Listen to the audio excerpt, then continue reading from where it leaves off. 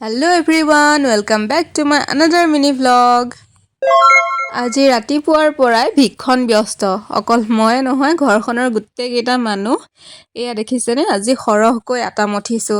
কাৰণটো হৈছে আমাৰ ভাড়া ঘৰত মিস্ত্ৰী লাগি আছে তেওঁলোকক চাহ দিবলৈ এয়া মই পুৰি বনাই আছো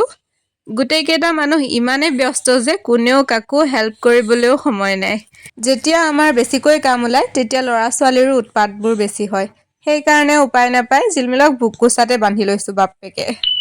আমাৰ ঘৰত কামবোৰত মতা মাইকীৰ পাৰ্থক্য নাই সকলোৱে সকলোৰে কাম কৰে পাপা যিহেতু কৰ্মসূত্ৰে বাহিৰতে থাকে আৰু বছৰটোতনো কিমান দিন ছুটি পায় সেই কাৰণে ঘৰৰ আটাইবোৰ দায়িত্ব মাৰ ওপৰতে ধুনীয়াকৈ বনাই মেলি পেকিং কৰি দিলো লগতে আকৌ ময়ো খাই ললো তাৰ পিছতে ৰ'দত দিবলগীয়া বস্তুবোৰ ৰ'দত উলিয়াই মেলি দিলো এইটো মিক্সি জাৰটো ধুই পখালি মই ধুনীয়াকৈ ৰ'দত দি থৈ দিওঁ যাতে জিলমিললৈ কিবা পিচিবলগীয়া বস্তু থাকিলে ধুনীয়াকৈ পিচিব পাৰো এই ব্লেংকেটখন আকৌ মই সদায় ৰ'দত দিওঁ যোৱাকালি মাংস আনিছিলে তাতে আকৌ ডাঙৰ লেগ পিচ এটা আহিছিলে লেগ পিচ খাই কোনে কোনে ভাল পায় বাৰু কিন্তু আমাৰ ঘৰত ওলোটাহে আমাৰ ঘৰত মাংসৰ ডাঙৰ পিচ হ'লে খাই বেয়াহে পায় সেইকাৰণে সেইটো তেনেকৈ থৈ দিলোঁ এতিয়া দুপৰীয়া সাজত এইটোৰে কিবা এটা বনাই দিওঁ বুলি ভাবিলোঁ